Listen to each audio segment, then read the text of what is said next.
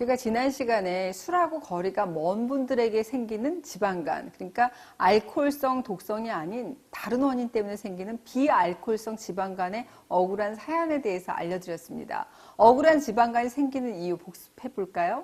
첫 번째, 탄수화물 너무 많이 드셔서. 두 번째, 근육량이 줄어들어서. 세 번째, 갱년기 호르몬 변화로 생길 수 있다라고 말씀드렸습니다.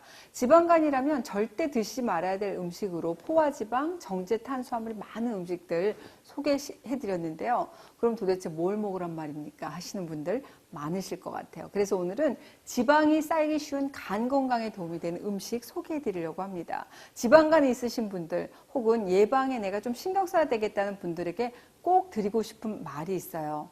간에 좋은 거 찾아서 더 많이 먹어야지 하는 것보다는 오히려 조금 더 적게, 가볍게, 적당히 드시는 게 좋다는 말씀입니다.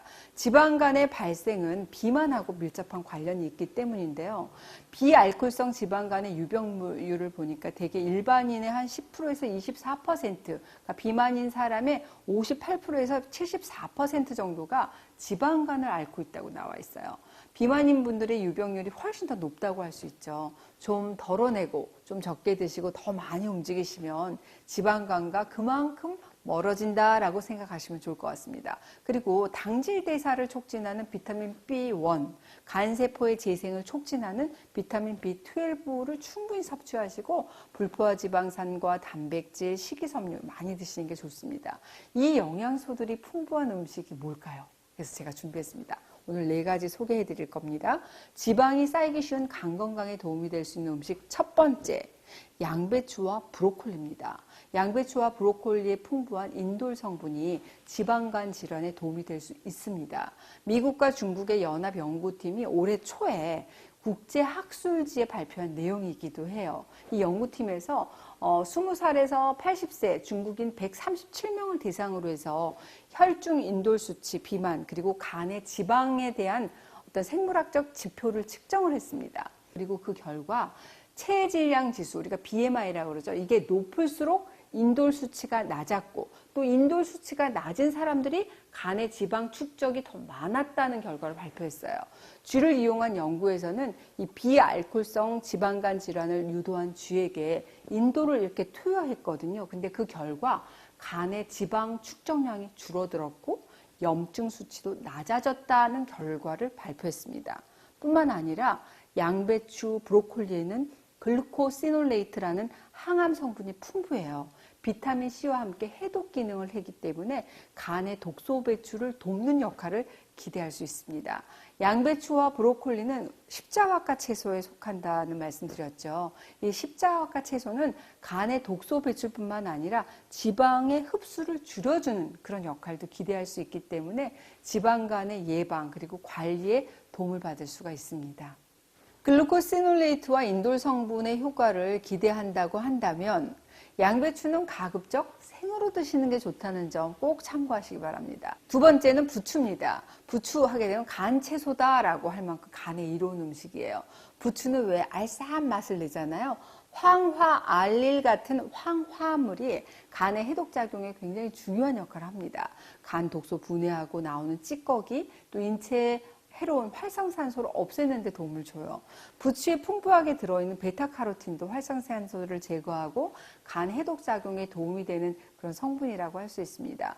또 피로회복에 도움이 되는 비타민 B1도 부추에 많아요. 뿐만 아니라 이 지방 합성 억제하고 콜레스테롤 배출 촉진시켜는 그런 성분, 기특한 성분들도 부추에 많거든요. 그러니까 지방에 축적되는 중성지방을 떨어뜨리는 그런 기대를 할 수 있고 부추하게 되면 성질이 따뜻하기 때문에 신진대사 좀 원활하게 할 수 있죠. 지방간 예방하고 관리하는 데 도움을 기대할 수 있습니다. 다만 부추는 칼륨이 많아요. 그래서 저칼륨 식이요법 하는 분들에게는 많이 드시면 부담이 될 수 있다는 점 기억하시기 바랍니다. 세 번째는 구기자입니다. 구기자 하게 되면 예로부터 간을 보호하는 처방에 많이 쓰이는 약재예요. 이 과로로 면역 기능이 떨어졌을 때 이 구기자를 먹게 되면 간 기능을 보호해서 질환을 치료하는 그런 원리로 많이 사용을 해왔는데 실제로 이 구기자의 유효 성분이 바로 베타인이라는 성분이거든요. 이게 어떤 작용을 하느냐? 간 세포의 신생을 촉진하고 간의 지방 축적 억제하고 고혈압, 동맥경화를 예방하는 물질로 많이 알려져 있어요. 그래서인지 진시황이 찾은 불로장생의 명약으로도 많이 알고 계시죠. 또 중국에서는 구기자하게 되면 하수, 인삼과 함께 3대 명약으로 손꼽히고 있습니다. 뿐만 아니라 이 구기자하게 되면 면역 증진시켜주고 뇌 건강을 유지하는 데 굉장히 좋은 항산화 식품으로 사랑받고 있어요. 이 구기자 말린 것을 여러분들이 물처럼 차로 이렇게 끓여 드시면 좋습니다. 구기자의 효능에 대해서는 제가 구기자 영상 여기 참고하시고요. 클릭하시면 구기자에 대해서 제가 쭉 알려드렸어요. 네 번째, 바지락입니다.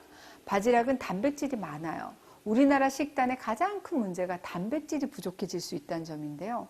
단백질을 부족하게 섭취해도 지방이 간에 쌓이는 원인이 될 수 있습니다. 간에서 생성된 지방을 이동시키는 게 바로 지단백질인데 이 단백질이 부족하게 되면 지단백질의 합성도 그만큼 감소할 수밖에 없기 때문에 지방을 이동시키지 못하고 계속 어떻게 간에 쌓이게 할 수 있기 때문에 그래요.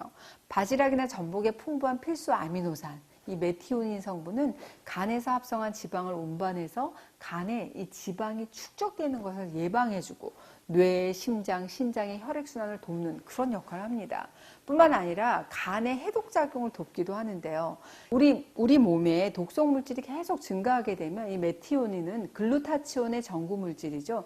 시스테인으로 전환이 됩니다. 그래서 독성 물질을 해독하고 이걸 배설을 촉진하는 그런 역할을 합니다. 단, 이 메티오닌은 너무 많이 먹게 되면 고메티오닌 혈증을 초래할 수 있고 또 시력이 떨어진다든지 혈관이라든지 장애 이런 부작용이 좀 생길 수도 있기 때문에 좋다고 너무 과식하지 마시고 무엇이든지 적당히 드시는 게 중요합니다. 오늘은 제가 지방이 쌓이기 쉬운 이 간 건강에 도움이 되는 음식 4가지 알려드렸습니다. 첫 번째 양배추하고 브로콜리, 두 번째 간의 채소 부추, 세 번째 간세포 신생 촉진하는 베타인이 풍부한 구기자. 네 번째 깜빡했어. 간의 지방 대사를 돕는 메티오닌 성분이 풍부한 바지락입니다. 양배추, 브로콜리, 부추, 구기자, 바지락.